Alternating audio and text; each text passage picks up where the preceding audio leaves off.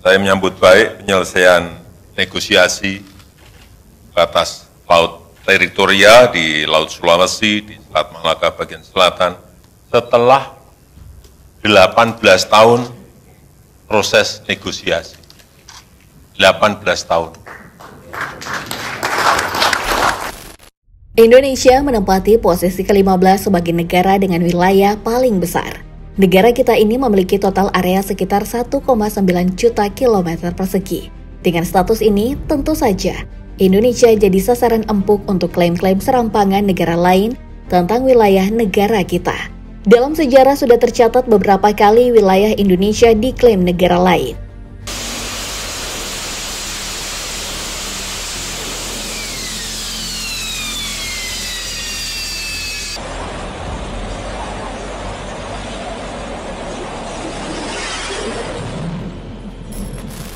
Seperti hubungan pertentangan yang tak selamanya sweet, Indonesia dan Malaysia juga terlibat seteru perebutan lahan.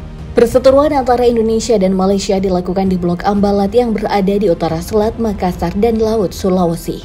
Klaim Malaysia atas blok laut seluas 15.235 km persegi ini adalah sebuah cerita lama karena sudah dilakukan Malaysia sejak 1979. Bahkan lacanya lagi, Negeri Jiran pernah menangkap 17 nelayan Indonesia di daerah tersebut pada tahun 2005. Makanya atas kasus tersebut, Indonesia memperkuat kekuatan militer di Blok Ambalat yang membuat kondisi dari kedua negara sering menegang. Soal alasan mengapa tempat ini diperebutkan karena kekayaan alam. Satu titik Blok Ambalat menyimpan cadangan minyak sejumlah 764 juta barrel dan 1,4 triliun kaki kubik gas. Itu baru satu titik tambang doang.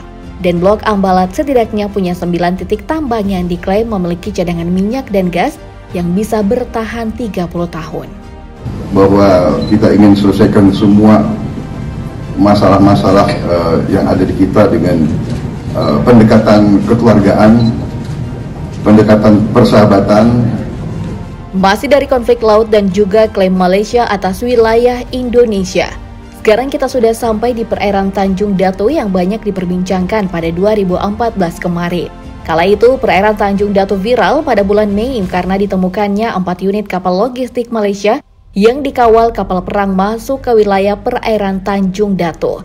Cek-percek kapal logistik ini adalah kapal yang memuat bahan pembangunan Mercusuar Malaysia di Tanjung Datu. Menurut Malaysia, perairan tempat Mercusuar tersebut berdiri memang menjadi hak mereka. Tapi masalahnya perairan ini dekat banget dengan Indonesia yang juga mengklaim kalau laut tersebut milik Indonesia. Akibat perbuatan sembrono tersebut, Indonesia memberi respon tegas dengan mengirim kapal perang dalam langkah perundingan. 9 hari setelahnya muncullah 3 kesepakatan dari kedua belah pihak. Pertama, pembangunan Mercusuar harus dihentikan. Kedua, Indonesia dan Malaysia tak boleh memperkeruh suasana.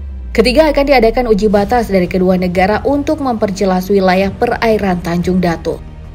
Selain di laut, kasus Indonesia-Malaysia juga terjadi di darat, yaitu di Pulau Sebati, Kalimantan Utara. Klaim sepihak dari Malaysia ini santer dibicarakan pada tahun 2019 hingga 2020 kemarin. Kamu pasti tahu dengan rumah unik yang berada di dua negara. Terasnya di Indonesia dan dapurnya ada di Malaysia. Nah, daerah rumah ini yang jadi masalah bagi Indonesia dan Malaysia.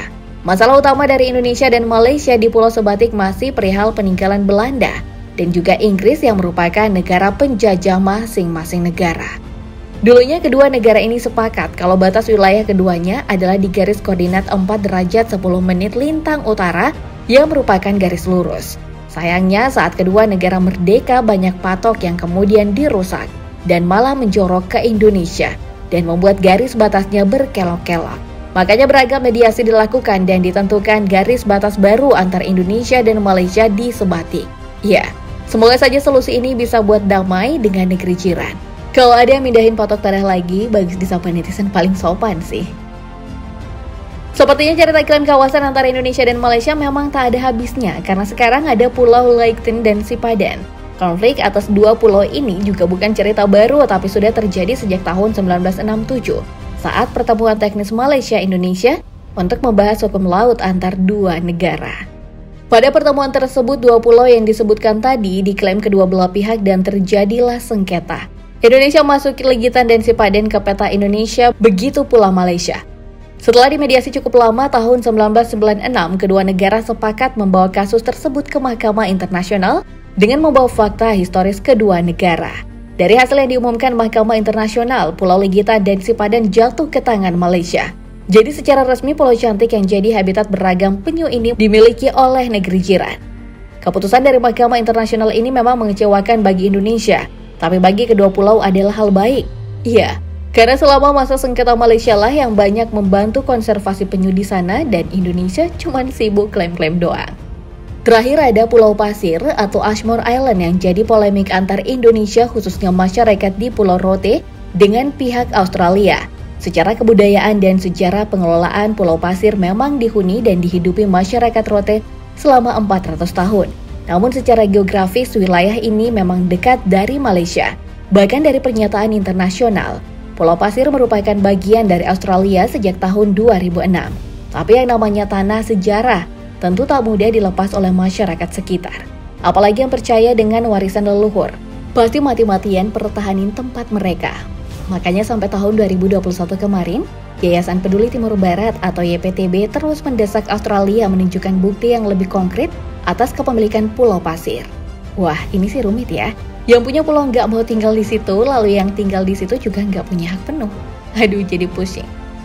Dah bicara soal klaim-klaim wilayah Indonesia dari negara lain, sepertinya kita tak bisa lepas dari isu perairan Natuna yang terjadi sudah sejak lama. Pihak China mengklaim bahwa perairan Natuna Utara adalah milik mereka. Bahkan saking ototnya, 4 bulan terakhir ini pemerintah China menuntut Indonesia untuk menghentikan pengeboran migas di sana. Waduh, kok soto benar ya? Klaim China asal perairan Natuna diyakini mereka karena keberadaan Nine Dash Line. Nine Dash Line ini merupakan sebuah garis semu kepemilikan lautan China Selatan berdasarkan sejarah yang mereka buat sendiri. Padahal dari aturan internasional yaitu UNCLOS atau United Nations Convention of the Law of the Sea yang terbit pada 1982, Indonesia punya hak atas 200 mil laut sebagai zona eksklusif ekonomi atau ZEE. Aturan ini secara sah diakui internasional dan juga diakui oleh China. Tapi memang negara ini super nakal di Laut China Selatan. Jadi bukan cuma Indonesia yang bermasalah dengan China atas kasus Nine Dash Line, tapi ada juga Brunei, Malaysia, Vietnam, dan juga Filipina. Makanya untuk menegaskan kepemilikan wilayah ini, pihak Indonesia sejak 2017 mengubah nama Laut China Selatan menjadi Laut Natuna Utara. Oh iya, perebutan wilayah perairan Natuna memang satu hal krusial karena daerah ini sangat kaya akan kekayaan alam setempat. Perairan Natuna menyimpan 36 juta barrel minyak mentah, 222 TCF volume gas, dan juga 10% dari perikanan dunia. Jadi memang Indonesia harus mati-matian pertahanin daerah tersebut.